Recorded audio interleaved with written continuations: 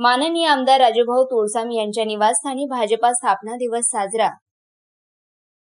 6 April 2026 रोजी भारतीय जनता पक्षाचा स्थापना दिन भाजप आमदार राजूभाऊ तुळसाम व कार्यकर्त्यांनी आपापल्या निवासस्थानी व कार्यालयात उत्साहात साजरा केला। या निमित्ताने माझा परिवार भाजपा परिवार मोहिमेअंतर्गत घरांवर व कार्यालयांवर पक्षाचा ध्वज फडकवण्यात आला। तसेच राष्ट्रहित आणि जनसेवेचे संकल्प दृढ करण्यात आला।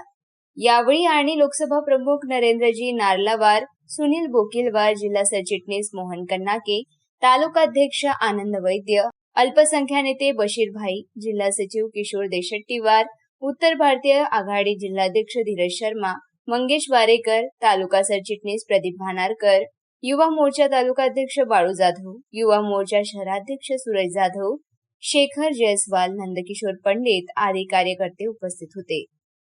मारेगाव वार्ता वाजिद कुरेशी, पांढरकवडा, यवतमाळ।